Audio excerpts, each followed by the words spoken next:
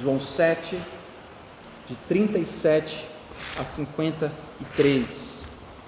Diz a palavra do Senhor: No último dia, o grande dia da festa, levantou-se Jesus e exclamou: Se alguém tem sede, venha a mim e beba. Quem crê em mim, como diz a Escritura, do seu interior fluirão rios de água viva.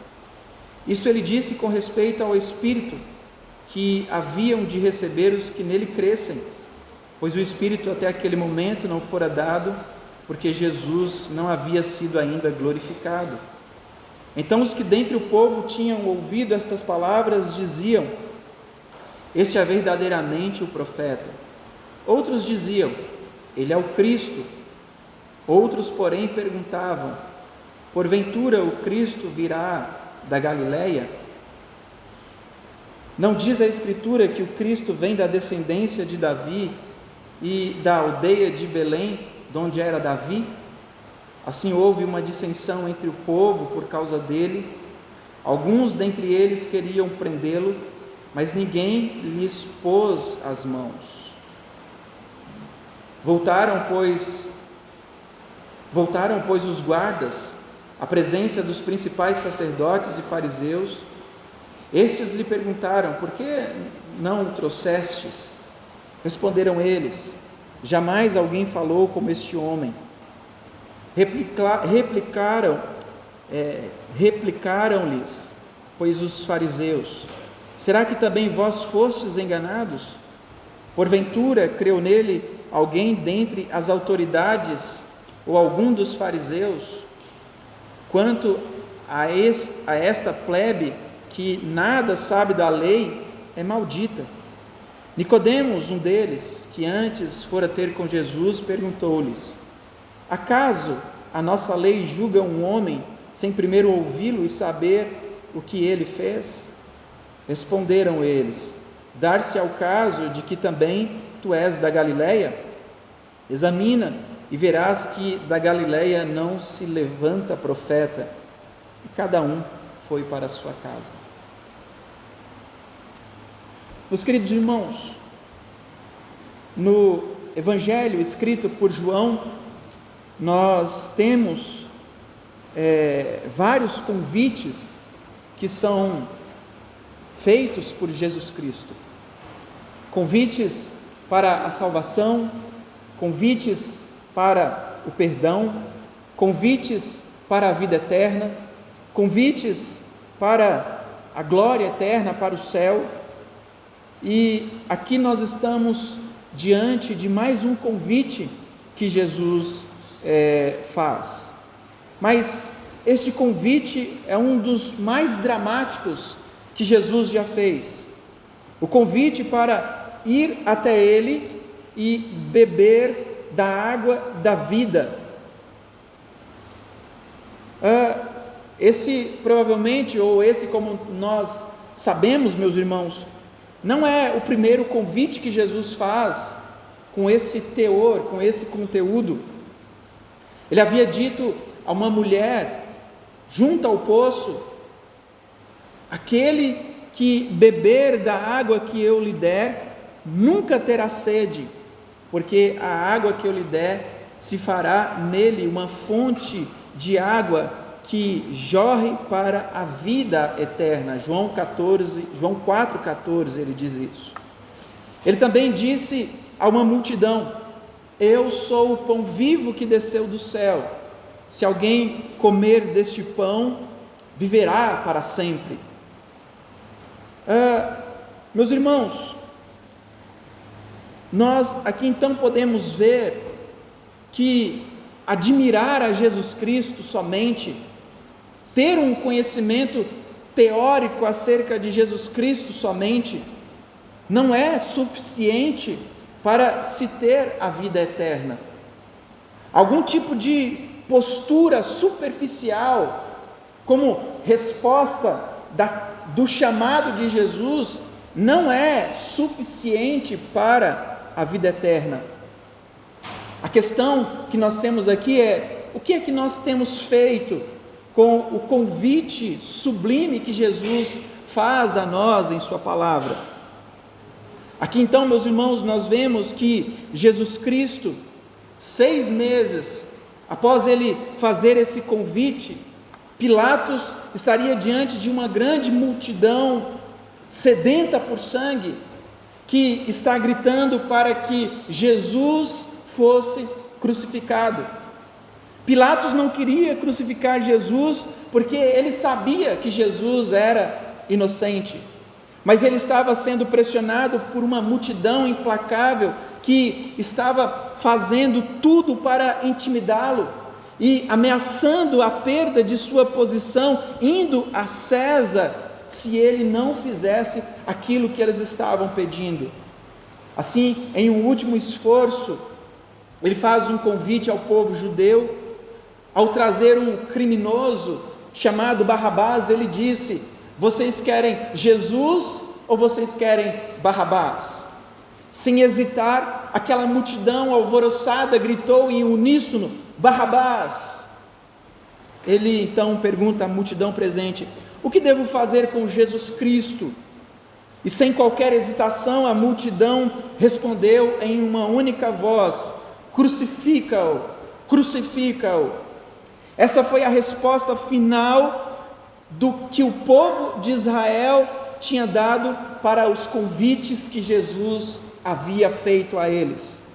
A nação rejeitou o convite de Jesus Cristo de ir até ele, para que então eles pudessem ter a sua sede saciada. Todos esses gloriosos convites de esperança, de salvação e de vida eterna que Jesus ofereceu em mais de 3 anos, em 3 anos de ministério, foram rejeitados pela maioria do povo de Israel. Voltando então ao texto que nós lemos aqui, meus irmãos, João capítulo 7, versos 39 a 53, nós vemos que Jesus está fazendo este maravilhoso convite, conforme ele inicia, ou ele faz no versículo 37. Se alguém tem sede, venha a mim e beba. Ele sabia que não demoraria até que aqueles que estavam rodeando a ele o deixassem. Ele não sabia que, ele sabia, meus irmãos, que não ia demorar até que ele mesmo deixasse os seus discípulos, conforme ele mesmo diz nos versos 33 e 34 do capítulo 7 aqui de João: ainda um pouco estou convosco, e depois vou para aquele que me enviou. Vós me buscareis e não me achareis, e onde eu estou, vós não podeis vir. E ele tinha dito repetidamente que não há salvação fora dele. Ele repetiu isso em João 14, quando ele diz: eu sou o caminho, a verdade e a vida, e ninguém vai ao Pai senão por mim. Foi a mesma mensagem que Pedro apresentou em Atos capítulo 4, quando ele diz: em nenhum outro há salvação, porque debaixo do céu não há nenhum outro nome dado entre os homens, pelo qual importa que sejamos salvos. É realmente, meus irmãos, um convite impressionante este do verso 37. No último dia da grande festa, e isso é muito importante, porque a festa dos tabernáculos era uma das 3 principais festas realizada pelo povo judeu. As outras 2 era a festa de Pentecostes e a festa da Páscoa, que eram realizadas anualmente. Nesta festa, na festa dos tabernáculos, meus irmãos, aquele povo que ali estava, eles se reuniam para celebrar a peregrinação no deserto, que durou 40 anos, quando eles então viviam em tendas, em alojamentos temporários. Eles se moveram assim pelo deserto por 40 anos. Durante este período de 40 anos ali no deserto, Deus protegeu, Deus preservou, Deus lhes deu comida, Deus lhes deu água, Deus saciou a sua sede, Deus preservou as suas vestimentas, Deus deu àquele povo tudo aquilo que terminou, ou tudo aquilo que eles precisavam. Mas esta peregrinação de 40 anos terminou com a morte de uma geração que, por causa de sua arrogância, por causa de sua murmuração, eles não puderam entrar na terra da promessa, eles não puderam entrar na terra de Canaã. Apenas a geração posterior, apenas os filhos daquelas pessoas que ali estavam.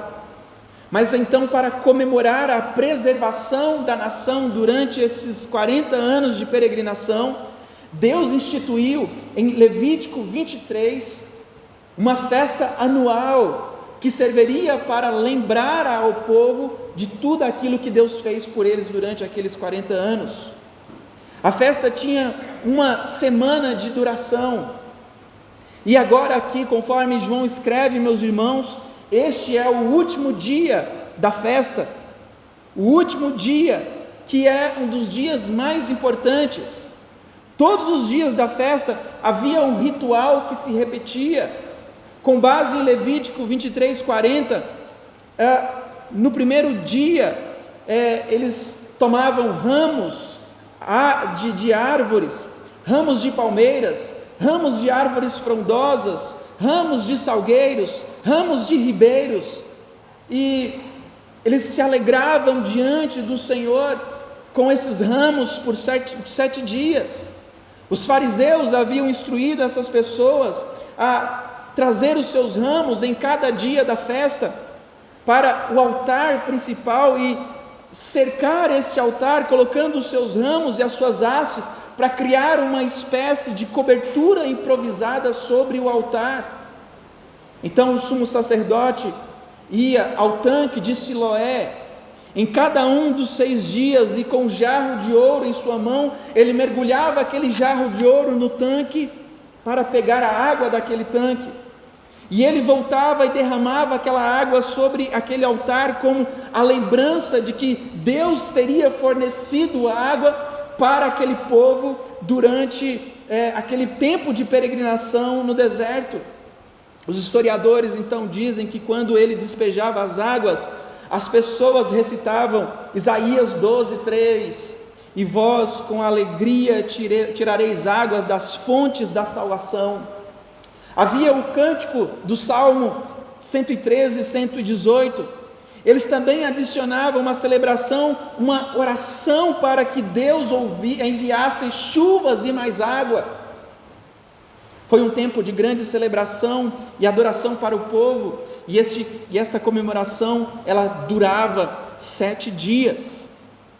O 8º dia, meus irmãos, que era chamado de o grande dia da festa, neste dia os sacrifícios foram oferecidos, mas não houve o canto, não tinha os gritos.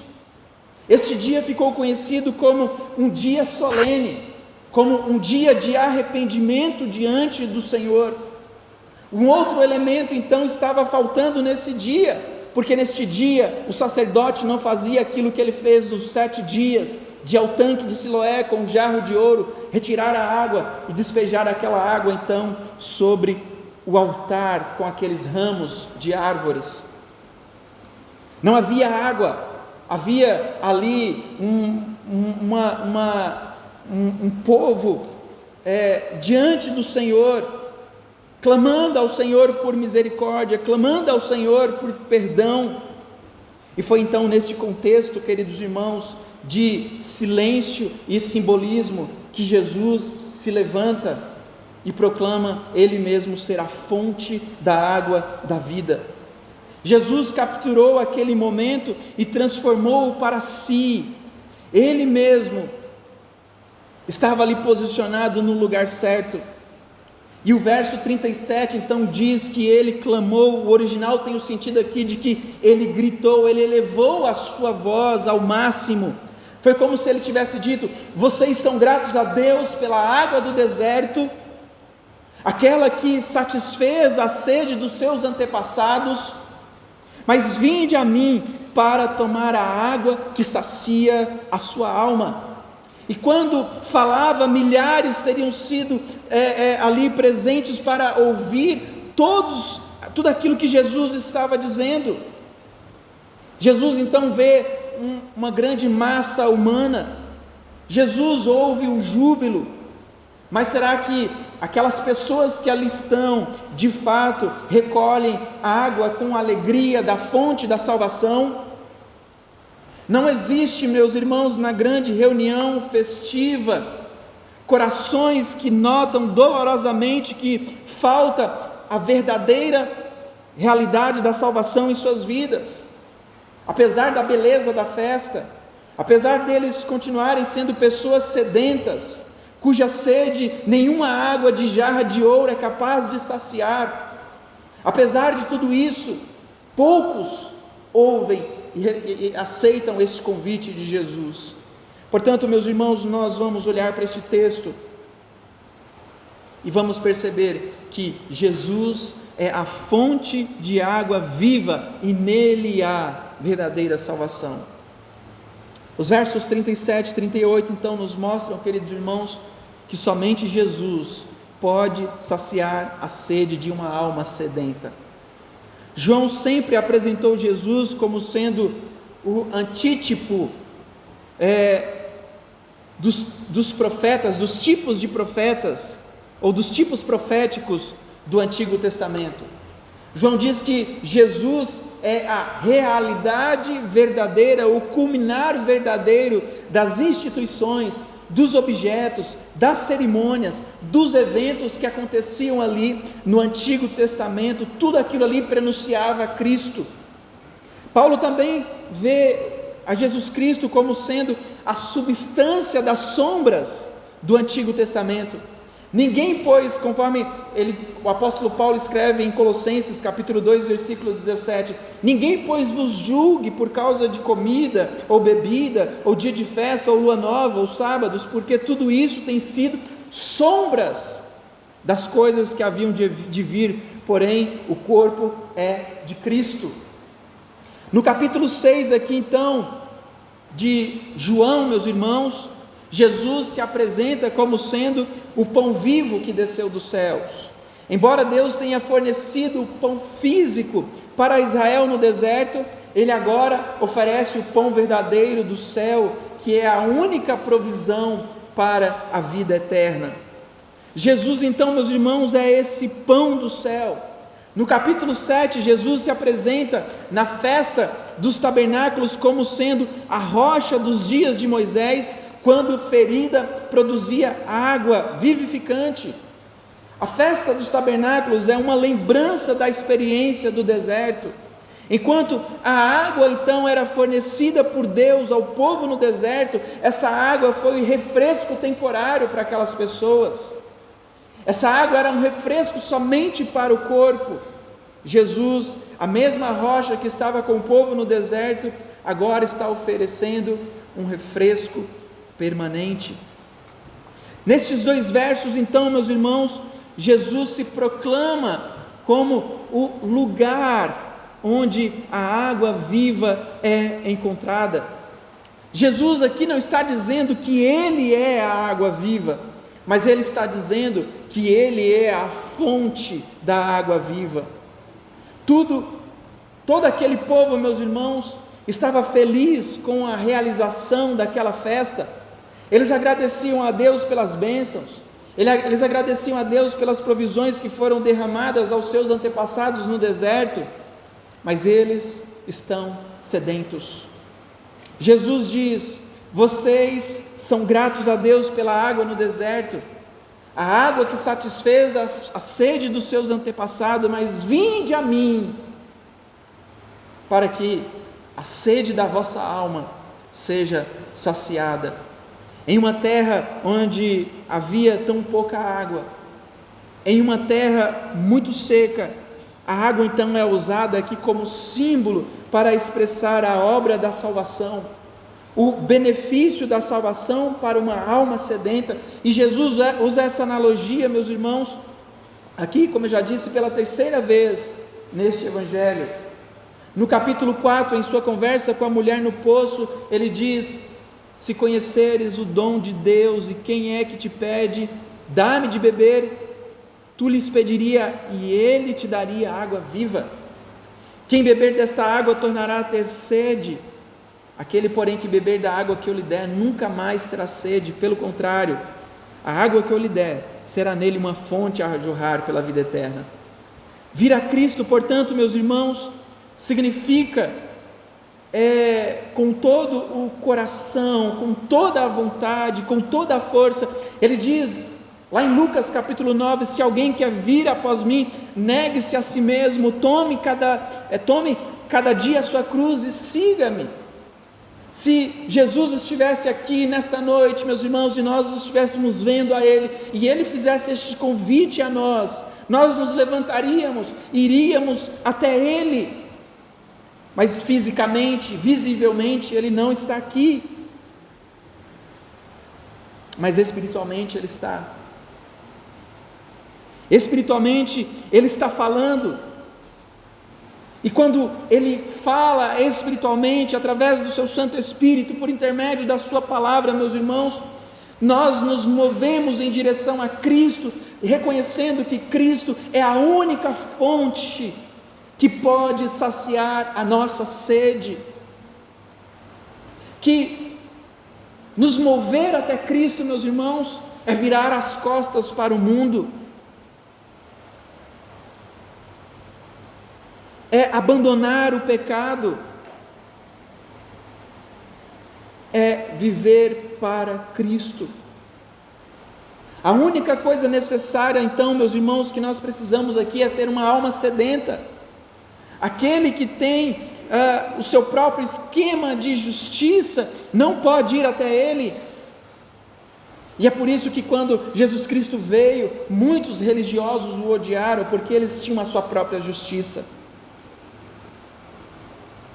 Mas muitos ouviram ao seu convite, muitos pecadores, aqueles que eram rejeitados pela sociedade, os cobradores de impostos, as prostitutas, homens da pior estirpe, homens da pior espécie, todos estes que tinham a sua alma sedenta, eles foram até Jesus, porque eles viram em Jesus a única fonte suficiente e necessária para terem a sua sede saciada. E esta água espiritual, meus irmãos, é uma analogia para a nossa vida espiritual, para a vida eterna, com todos os seus elementos e componentes. Isso significa que a conversão, que a justificação, que a adoção, que a santificação, tudo isso, meus irmãos, nos torna cada vez mais semelhantes a Cristo. Mas ao mesmo tempo, a verdadeira chave aqui é que Cristo nos transforma, que Cristo nos torna um rio a jorrar para o mundo, que nós somos abençoados para que possamos ser abençoadores. O destinatário desta graça maravilhosa que recebemos em Cristo, meus irmãos, que somos nós, nos tornamos canal de bênção para que outros recebam desta graça.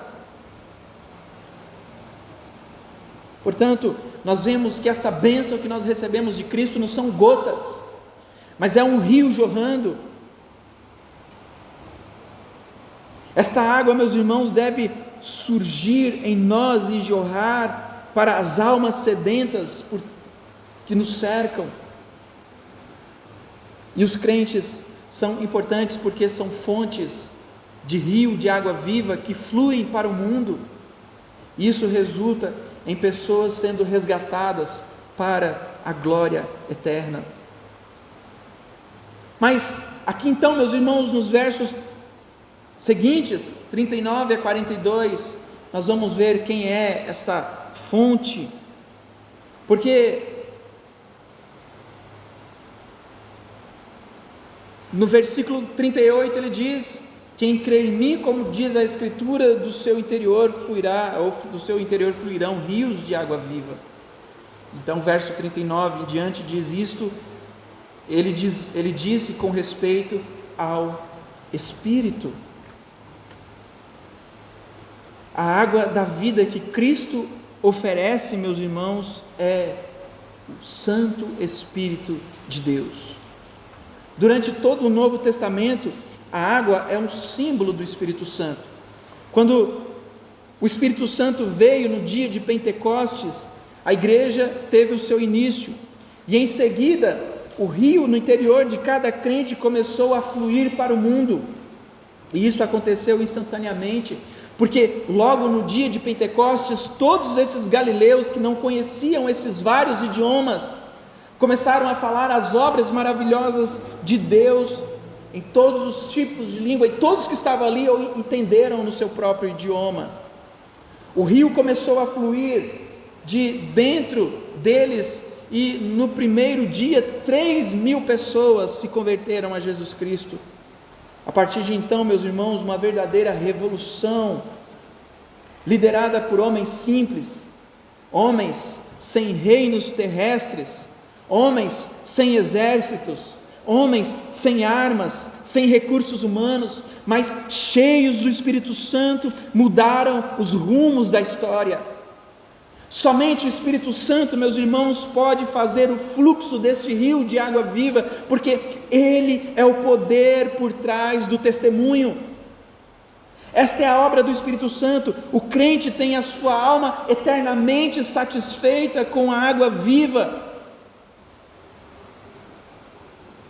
É o Espírito Santo de Deus que vem até os pecadores e lhes mostra a sua necessidade de salvação. Em João capítulo 16, versículo 8, é o Espírito Santo que aplica a palavra de Deus. Em João 6,44, é o Espírito Santo que batiza o novo crente no corpo de Cristo. Em 1 Coríntios capítulo 12, versículo 13, é o Espírito Santo quem sela o crente.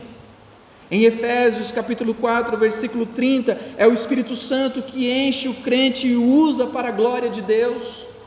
Em Efésios capítulo 5, verso 18, a salvação envolve todos os membros da Santíssima Trindade, mas o Espírito Santo de Deus é aquele que habita em nós e nos ajuda dia a dia. Ele é a água da vida, a água que sacia a sede dos homens. Ele é a água oferecida por Jesus Cristo.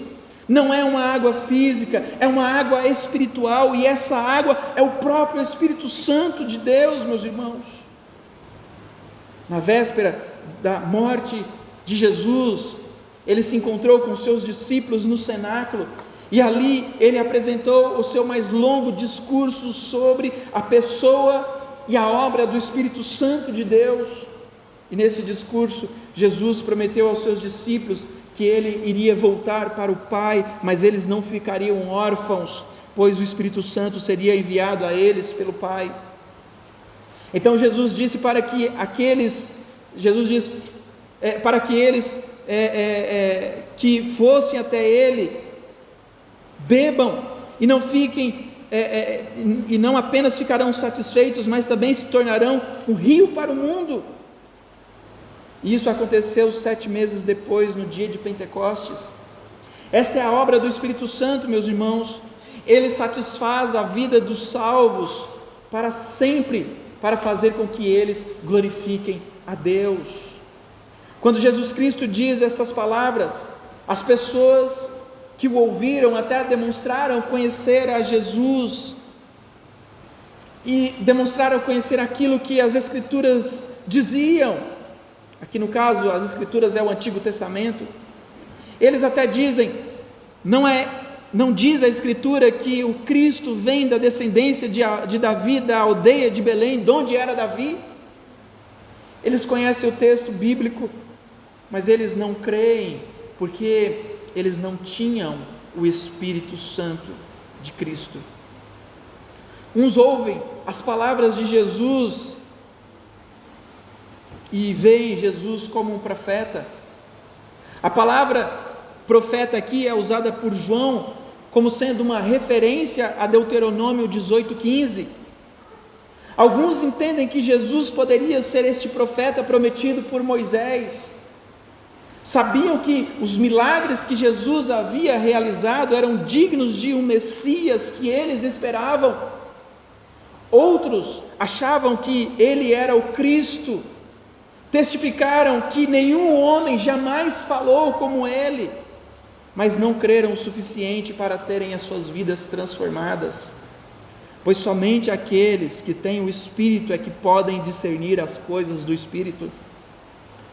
Como aquelas pessoas não tinham o Espírito, meus irmãos, elas conhecem a lei, elas acham bonito o que Cristo fala, mas elas estão condenadas ao inferno porque elas não conseguem ouvir a voz do bom pastor.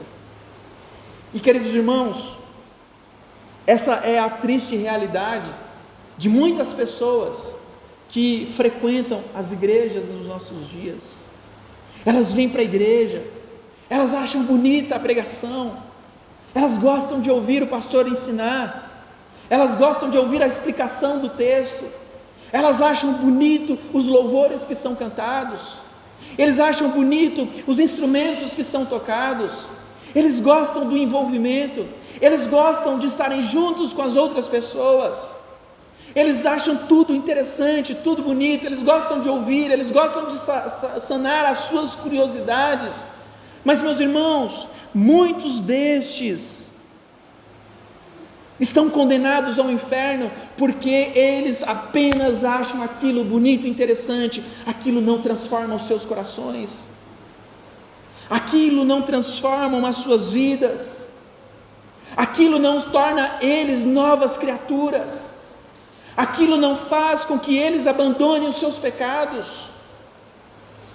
E, queridos irmãos, existem muitos crentes que estão desta forma dentro de muitas igrejas, e tem muitas igrejas que estão apresentando um evangelho que é um evangelho desprovido de poder e de verdadeiro sentido de transformação. Existem muitas pessoas que estão dentro de igrejas que não apresenta a estes o verdadeiro evangelho de Cristo, que faz com que eles experimentem desta água a jorrar para a vida.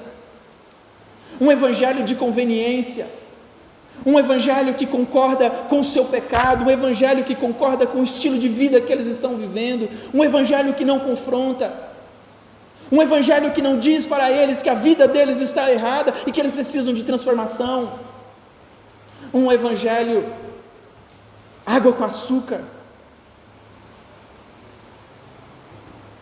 um evangelho que não produz arrependimento, um evangelho que não produz novo nascimento. E este é um problema, meus irmãos, para muitos. Estes são aqueles muitos que naquele grande dia do Senhor vão chegar diante do Senhor e dizer: ah, Senhor, em Teu nome eu profetizei, em Teu nome eu ensinei, em Teu nome eu falei, em Teu nome eu fiz isso, em Teu nome eu fiz aquilo. E o Senhor Jesus olhará para ele e dirá: apartai de mim, maldito, que eu não te conheço. O verdadeiro evangelho, meus irmãos, apresenta, oferece esta maravilhosa água viva que transforma a vida de todos aqueles que dela bebem. Porque este verdadeiro evangelho de Cristo não é apenas bonito de se ouvir, não é apenas interessante de aprender, mas é o evangelho que transforma a vida, porque neste evangelho tem o poder que é o Espírito Santo de Cristo. E por isso muitos são transformados.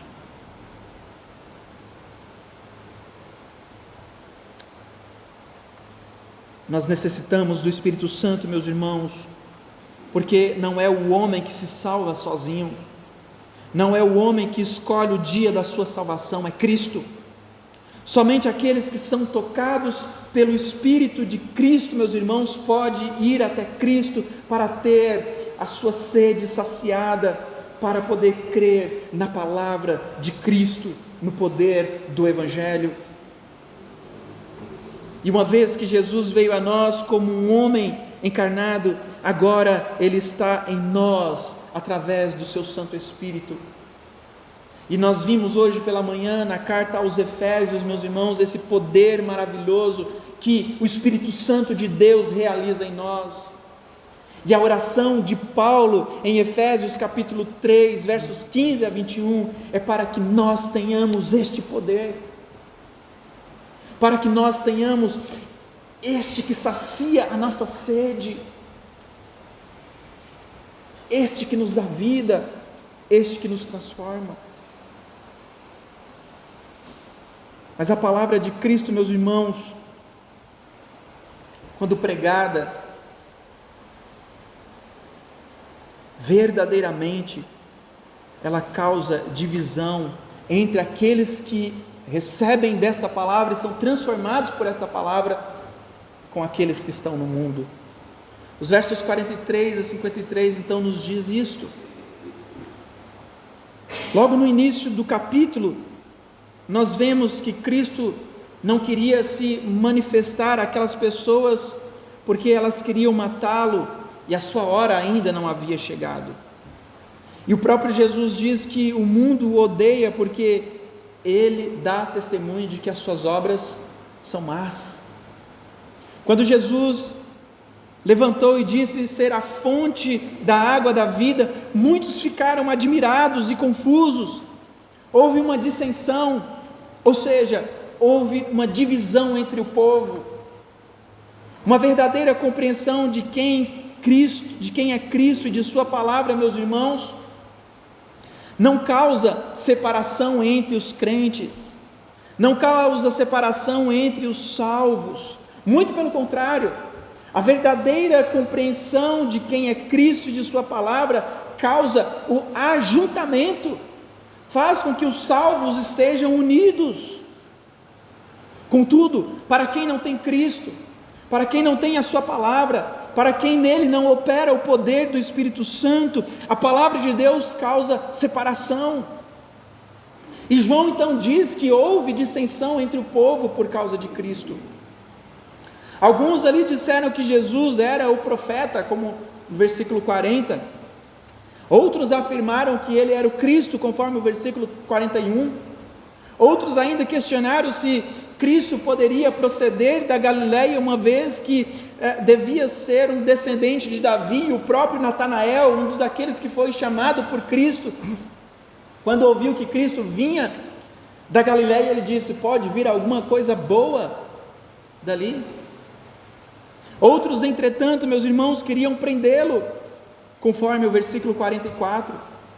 Os guardas que foram enviados pelos fariseus para prendê-lo, ficaram impactados com a sua palavra, quando eles então foram interpelados pelos fariseus. Por que eles não prenderam a Jesus? Eles disseram: ninguém jamais falou como este homem.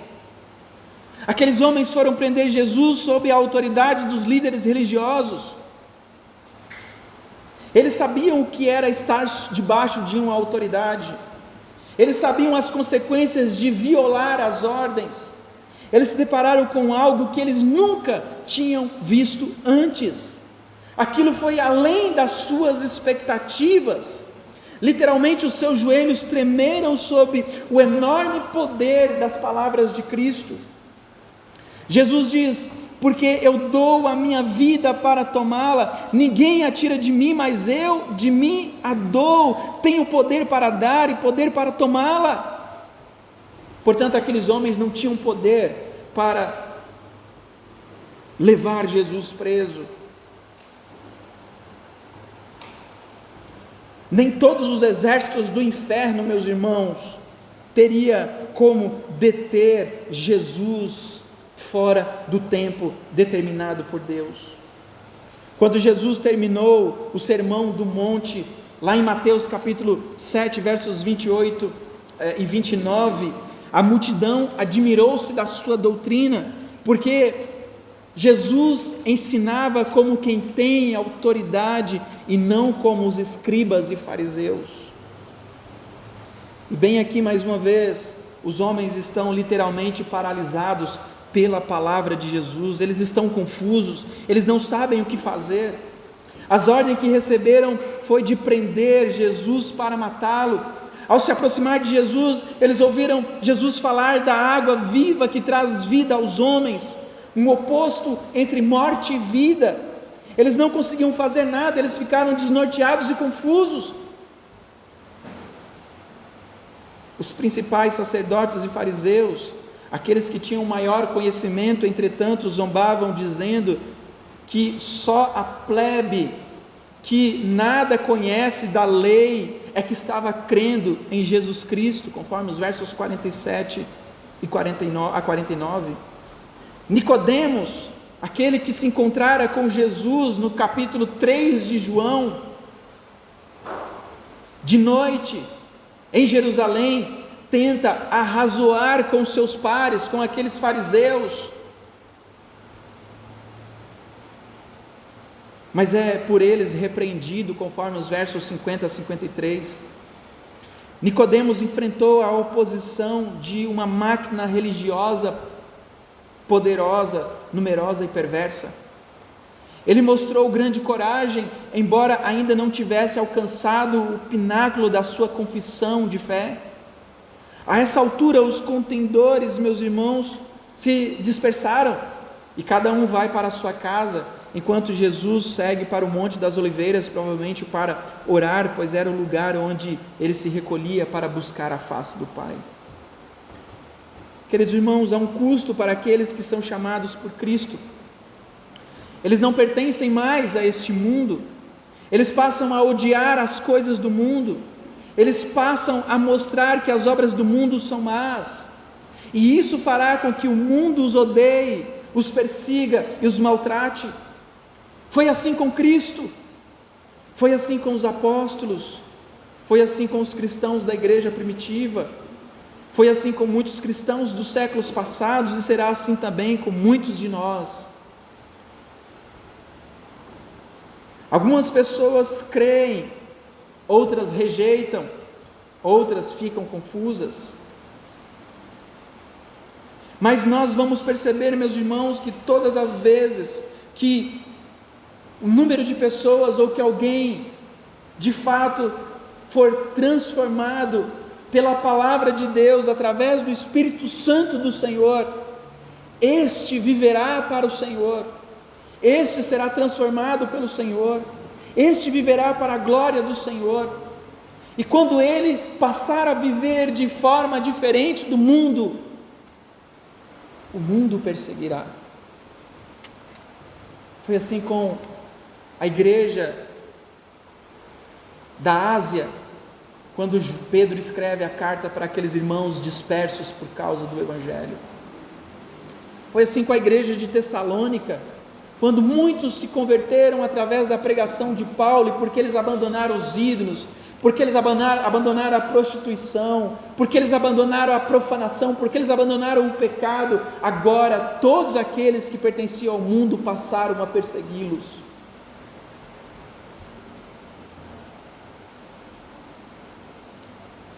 Mas Jesus, meus irmãos, é aquele que cuida do seu povo. Jesus é aquele que chama. Jesus é a fonte da água da vida. E Ele nos dá o poder, através do Espírito Santo, para que possamos permanecer fiel a Ele até a morte. Quando nós lemos as 7 cartas à igreja da Ásia, conforme Apocalipse, meus irmãos, nós vamos perceber as dificuldades e as lutas que foram enfrentadas por aqueles que saciaram a sua sede nesta fonte bendita e maravilhosa. Eles estavam fortalecidos no Senhor, eles eram operosos no Senhor, eles eram dedicados ao Senhor, eles eram alegres no Senhor. Nada, meus irmãos, impedia o avanço daquelas igrejas, nada fazia com que eles se desanimassem. Quando 10 morriam, 20 se levantavam, e eles, sendo conduzidos pelo Espírito Santo do Senhor, eles viveram para a glória do Senhor. em todo tempo, em todo instante, porque eles beberam da fonte da água da vida.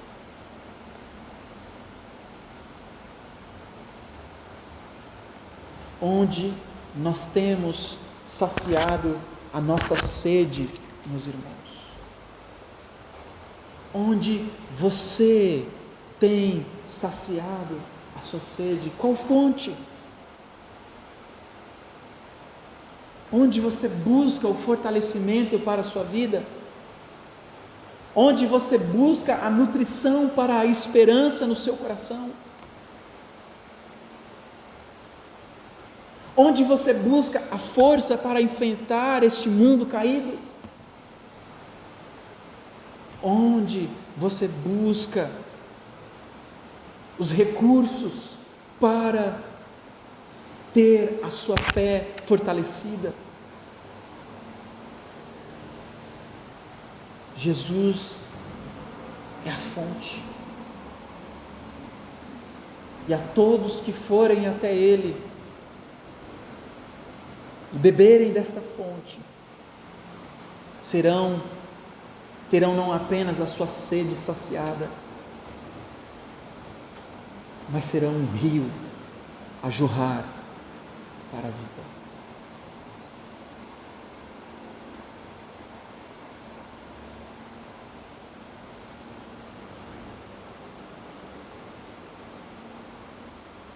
O Senhor Jesus diz em Jeremias 29:13: buscar-me-eis e me achareis quando me buscarem de todo o coração.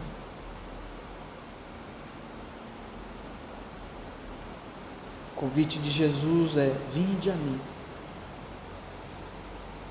e sacia a sua sede. Vinde a mim e beba.